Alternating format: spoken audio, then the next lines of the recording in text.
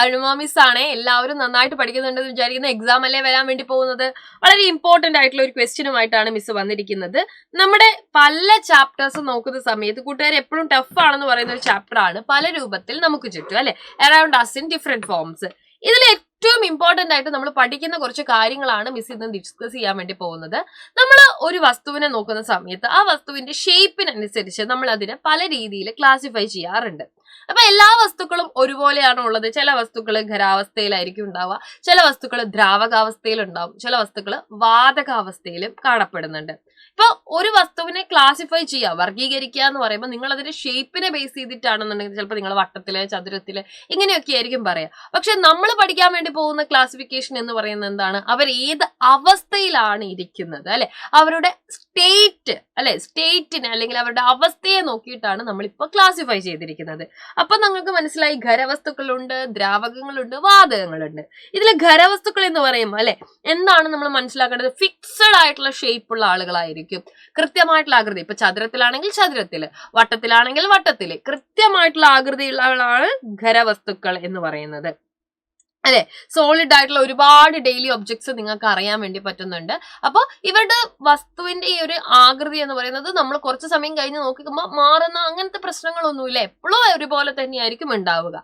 അതേസമയം നമ്മൾ ദ്രാവകങ്ങളിലേക്ക് പോകുമ്പോൾ എന്താണ് പ്രശ്നം എന്ന് പറയുന്നത്? ദ്രാവകങ്ങളിലേക്ക് പോകുന്ന സമയത്ത് അതിന്റെ ആകൃതിയിൽ മാറ്റം വരും. അതുകൊണ്ട് തന്നെയാണ് ഖരവസ്തുക്കളെ നമ്മൾ എന്ത് പറയുന്നത്? നിശ്ചിത ആകൃതിയിലുള്ള വസ്തു ആയതുകൊണ്ടാണ് നമ്മൾ അവരെ ഖരം എന്ന് പറയുന്നത്. ഇനി ദ്രാവകങ്ങളെ നോക്ക് നിങ്ങൾ, നമ്മൾ ഏത് പാത്രത്തിലാണോ ദ്രാവകം എടുക്കുന്നത് അതിനനുസരിച്ച് എന്ത് ചെയ്യുന്നുണ്ട്? ദ്രാവകങ്ങൾ മാറിക്കൊണ്ടിരിക്കുന്നുണ്ട്. എങ്ങനെയാണ് അതിനെ നമുക്ക് പറയാൻ വേണ്ടി പറ്റുക? നമ്മളിപ്പോ ഒരു നീണ്ട പാത്രത്തിലാണ് എടുക്കുന്നതെന്നുണ്ടെങ്കിൽ അല്ലെ, ആ പാത്രത്തിന്റെ ആകൃതിയിലായിരിക്കും വെള്ളം ഇരിക്കുക.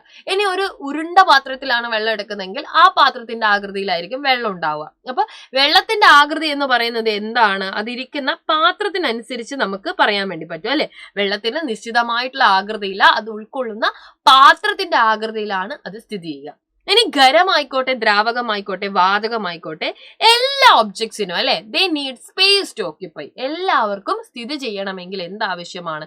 കൃത്യമായിട്ടുള്ള സ്ഥലം. അത് ഖരവസ്തു ആയിക്കോട്ടെ, ദ്രാവകമായിക്കോട്ടെ, വാതകമായിക്കോട്ടെ, എല്ലാവർക്കും എന്ത് വേണം? കൃത്യമായിട്ടുള്ള സ്ഥലം ആവശ്യമാണ്. അപ്പോൾ ഒരാളെ കൊണ്ടുപോയിട്ട് അല്ലെ നമ്മൾ ബെഞ്ചിൽ ഇരുത്തുന്ന സമയത്ത് അവിടെ 5 ആൾ ഓൾറെഡി ഇരിക്കുന്നുണ്ടെങ്കിൽ 6ാമത്തെ ആൾക്ക് വരെ നല്ല പണിയായിരിക്കും. കാരണം എന്താ? എല്ലാവർക്കും ഫിക്സ്ഡ് ആയിട്ടുള്ള ഷേപ്പും കാര്യങ്ങളും ഒക്കെ ഉണ്ട്. അതുകൊണ്ട് തന്നെ എല്ലാ ഒബ്ജക്റ്റിനും എന്ത് ചെയ്യണം? സ്ഥിതി ചെയ്യാൻ സ്ഥലം ആവശ്യമുണ്ട്. അപ്പൊ നിങ്ങൾ വിചാരിക്കരുത് ഇപ്പൊ ഗ്യാസ് ആവുന്ന സമയത്ത് അതിന് സ്ഥിതി ചെയ്യാൻ സ്ഥലമൊന്നും വേണ്ട എന്നുള്ളത്. അങ്ങനെയല്ല, എല്ലാവർക്കും എന്ത് ചെയ്യണം? സ്ഥലം ആവശ്യമാണ്. അപ്പൊ ഖരവസ്തുവിനെയും നമ്മൾ അതേപോലെ തന്നെ ദ്രാവകത്തിനെയും കൂടി പഠിച്ചു കഴിഞ്ഞു കഴിഞ്ഞാൽ വാതകത്തിനെ പഠിക്കുമ്പോൾ കുറച്ചും കൂടെ എന്താണ്? കോംപ്ലിക്കേറ്റഡ് ആണെന്ന് നമുക്ക് പറയാം അല്ലെ. കാരണം എന്താണ്? നിശ്ചിതമായിട്ടുള്ള ആകൃതിയോ നിശ്ചിതമായിട്ടുള്ള വ്യാപ്തമോ ഒന്നുമില്ലാത്ത ആളുകളാണ് വാതകം എന്ന് പറയുന്നത് അല്ലെ. ചലിക്കുന്ന വായുവിനെ മാത്രം നമുക്ക് എന്ത് ചെയ്യാൻ വേണ്ടി പറ്റുന്നുണ്ട്?